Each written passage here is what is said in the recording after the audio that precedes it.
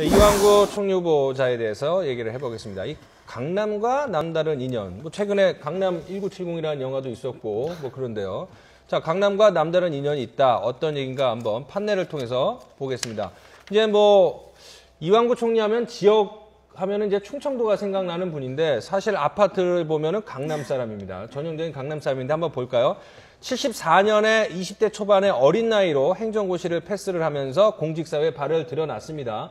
77년도에 반포에 살았습니다. 77년에서 88년 동안 반포에 살았는데 신반포 2차, 3차 아파트를 사셨습니다. 10년 동안 20대 초반에서 30살 나이까지 33, 42, 46평에 살았습니다. 그리고 1993년도에는 압구정 하면 가장 떠오르는 아파트가 이제 대표적인 게 압구정 현대인데 현대 아파트 52평으로 갔습니다. 그러니까 지역도 옮기고 평수도 계속 늘어나는 스타일이었습니다. 그리고 2000년대 새로운 강남의 어떤 노른자로 불리는 도곡동으로 가서 뭐 타워팰리스 더 이상 설명할 필요 없는 아파트를 48평. 그 다음에 최근에는 대림 아크로빌. 이 아크로빌이 삼풍백화점 철거된 거기에 있는 건가요? 아니요, 타워팰리스 바로 옆에 있는 아, 바로 옆에 있는 네. 곳입니까? 예.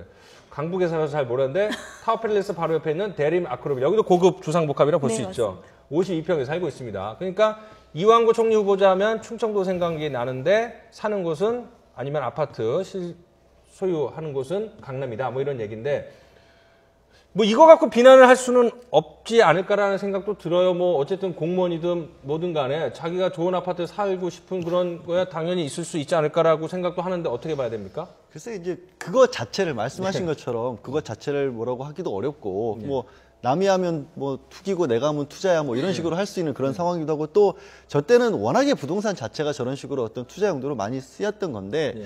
참 우연인지 참 아니면 정말로 노력이셨는지 네. 지적하신 것처럼 정확히 딱딱딱 핵심 요지들을 골라서 이렇게 옮겨 다니셨단 말이에요. 그러니까 이제 사람들 보기에는 야 혹시 공무원이었으니까 이런 것이 가능했던 게 아니냐. 지금 이제 분당 땅과 관련해서도 의혹이 제기되는 부분이 그거잖아요. 혼자만 저걸 우연히 사신 게 아니라 주변 분들하고 다 같이 또 이렇게 구입하셔서 매각했던 네. 그런 정황들이 있으니까 예. 이런 부분에서 추가적으로 나온 건데 이제 여러 가지 부분들이 있지만 사람들이 이제 이완구 내정자에 대해서는 무난할 것이다라는 생각을 했었는데 계속해서 이런 부분이 나오니까 이것도 또 모르겠습니다. 준비를 해오셨는지 모르겠는데 뭐 오늘 내일쯤에는 뭔가 말씀을 하시겠죠. 여기에 대해서도. 네, 저는 양 변호사님은 조금 그러니까 다른 전반적으로 생각이 같은데요. 저 반포 압구정 도곡동 그 분당 땅은 잠깐 논외로 하고 반포 압구정 도곡동은 저거는 공무원에서 정보를 받지 않아도 모든 국민들이 알고 있었던 것이고요. 다만 돈이 없어서 저기 아파트를 못 사셨지 다 알고 있는 정보죠. 그러니까 저런 아파트를 사서 돈이 올랐다. 그것을 예를 들면 투기 억제 지역일 때 다른 헌법적인 방법으로 샀을 때에는 문제가 생기지만 저 이완구 총리 내정자가 샀을 때 제가 알기로는 그런 것은 없었던 걸로 알고 있어요. 그래서 물론 투기라고 해야 될지 투자라고 해야 될지 모르겠지만 제대로 된 이제 좋은 루트를 통해서 이제 불을 불려 오신 건 맞죠. 근데 저 아파트에 사는 거를 저희는 이제 지적하는 것보다는 다른 그러니까 좀 더 예를 들자면 샀을 때 저 돈에 나오는 출처가 제대로 된 출처인가 아니면 말씀하신 것처럼 그때 다른 비밀 정보라든지 기밀 정보를 할 수 있었던 게 아닌가 아니면 세금을 똑바로 냈는가 이런 것들에서 좀 더 봐야겠죠. 저런 아파트를 사는 게 문제라기보다는 그래서 분당 땅 같은 경우도 처음에는 뭐 장인 장모님이 사셨다고 했지만 그때 산 경우에 명의 신탁이 아닌가 아니면 다른 사람 이름을 산 것이 아닌가 이러한 문제들이 제기된 것처럼 저는 아파트를 샀을 때 올바로 된 경로로 올바로 된 세금을 냈는지를 지적해봐야 될 것 같습니다. 그러니까 일단 정리를 하고 다시 한번 다른 분들의 이야기를 들어보자면 땅이야 개발 정보를 가지고 투자를 할 수도 있기 때문에 여러 가지 의혹이 나올 수 있지만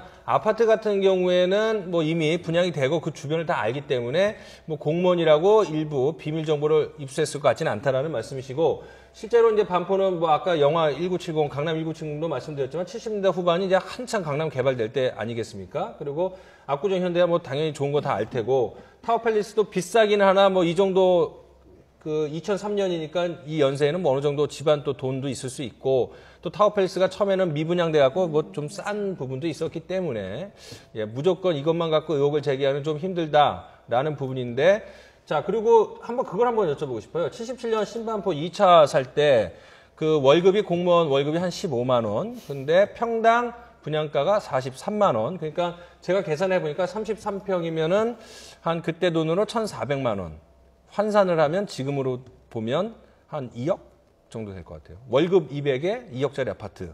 뭐 그것만 갖고 투기 의혹이나 좋은 데 샀다고 하기에는 좀 어렵겠죠. 물론 77년이면 2억, 그러니까 1,400만 원짜리 아파트를 살 수 있는 국민이 많지는 않았겠죠. 중산층이 좀 적었으니까.